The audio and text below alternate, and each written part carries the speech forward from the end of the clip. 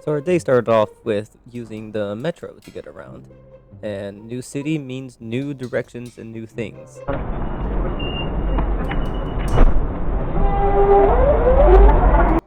Our biggest hint to figure out what it was and how to get around? This sign. We kind of just looked at the map that we already had and assumed that we had to go to number 5, which was the next one.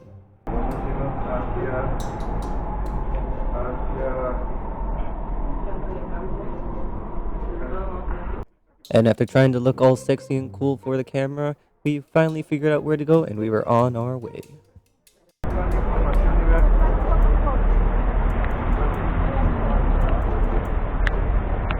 It's raining. Oh no. Ah! ¡Ah! ¡Adiós! Sí. ¡Adiós! After running into the Adidas store like a little boy, I found this jacket at an outrageous price.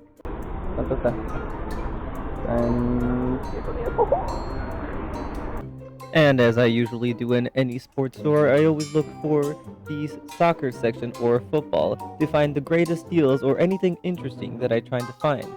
So then I can buy it, cop it, and add it to the collection of my jerseys, or just waste money on anything that I probably shouldn't even get. No, de Lego. Son de Lego. What the hell? Oh my god! Tiene la camiseta de Guy Fieri. O de Guy Fieri. A ver, bonito. Que tienen los fueguitos. Está bonito, ¿no? 70. No, tan buen precio. Esto sí. Esto me lo debo de conseguir. And that I did. A jersey that you can normally get for $140, I was able to get for just $70. Unfortunately, as we got to the store, it began to pour, and I could not record any more or else the camera would get damaged.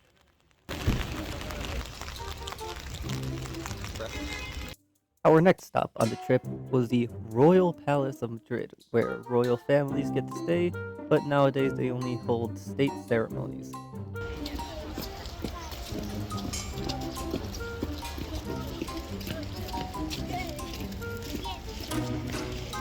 Next to the palace was a cathedral, but for some reason they put these giant crystal ball-like things in front of them. Don't know why. Bro, what the fuck are these balls? Giant balls. Balls. And after having the most sophisticated talk about balls with my sister, it was time to go see the most beautiful view that my eyes have ever witnessed in my life.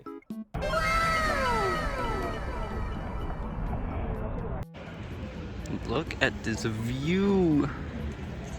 Oh my lord! Then you got big balls! Next up was a cathedral that was right next to the palace, and oh my god, this was huge. It was amazing and very beautiful on the inside.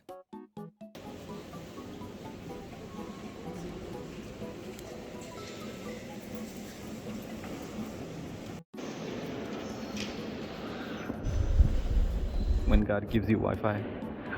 Yes! It was absolute dog water. Thank you, God.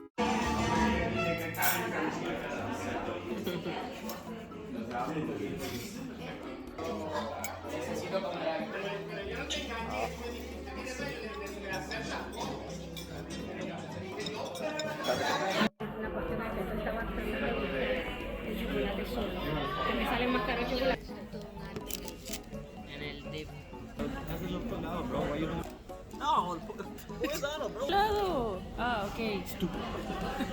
And after telling my sister how to use a camera, I take a nice bite out of a churro dipped in their hot chocolate. ¿Qué tal está el churro?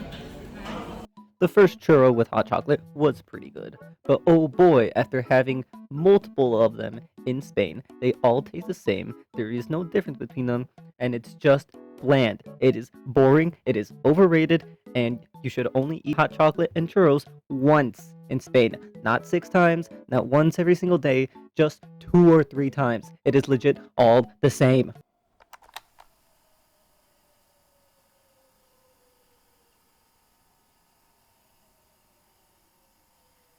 Day 2, we visited the Santiago Bernabeu, but unfortunately, it was under construction.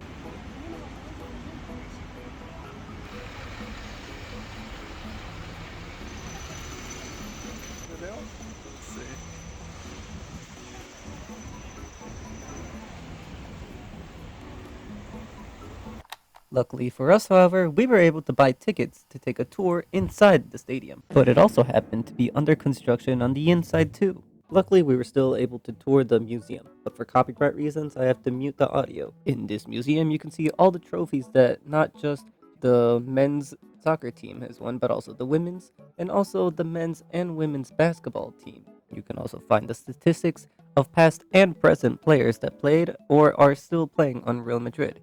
Once exiting the museum, you get to see the inside of the actual stadium. Ahorita no.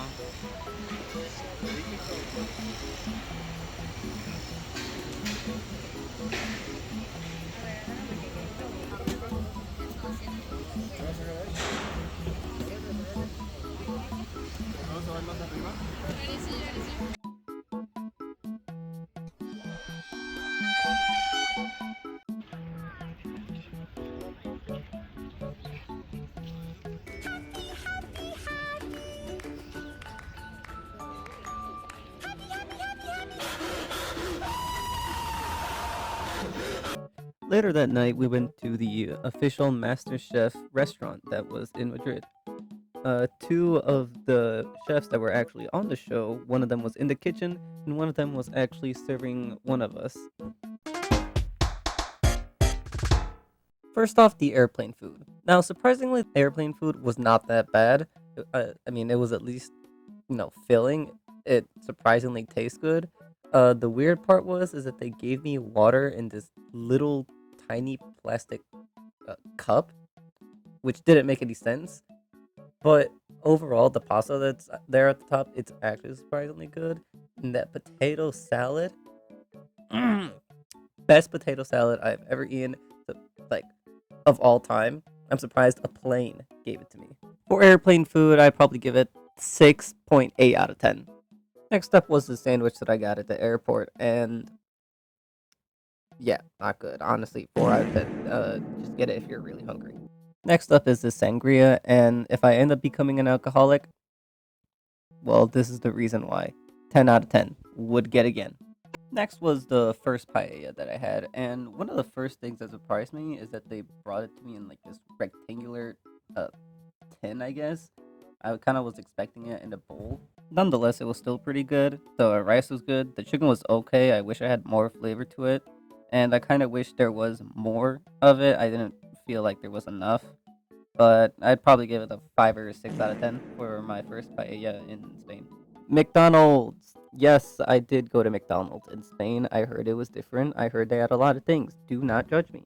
One of the things that I saw that piqued my interest was the American home style honey mustard chicken sandwich, which is what I had right there.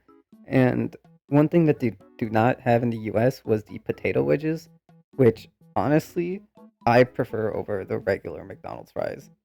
But I will say the chicken was a little dry. Wedges 10 out of 10, very good. The Fanta in Europe tastes different, like it's less sweet. It's also a lighter color. I don't know if you can see that. And then they also gave me like this weird sauce.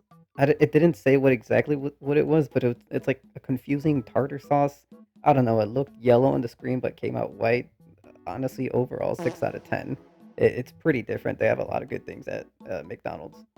Next was this pizza, which honestly, it looks good, but it wasn't. It was actually kind of bad. 5 out of 10. All right, Masterchef time. Now, as the actual Mexican Gordon Ramsay, I would say I have the most fine palate, and that means I have the most valid opinions of everybody. First, let's start off with the dish that I had. I had the merluza con salsa verde, and honestly, it tastes like basic white fish. You could get it anywhere. Mashed potatoes were good. The white creamy sauce, very thick. Honestly, don't know what it was, but to be honest, there was not much flavor. But for the price, you can get it at any other fish restaurant. 7 out of 10. Now on to the desserts. The desserts were surprisingly disappointing, especially as it's coming from, Master Chef. And surprisingly, the winner and the best of the 3 pastries that we had was the simplest one. The first dessert that we had was the strawberry and cream layered pastry. And honestly, the pastry was super flaky. It barely had any taste. And overall, you could barely taste the strawberries.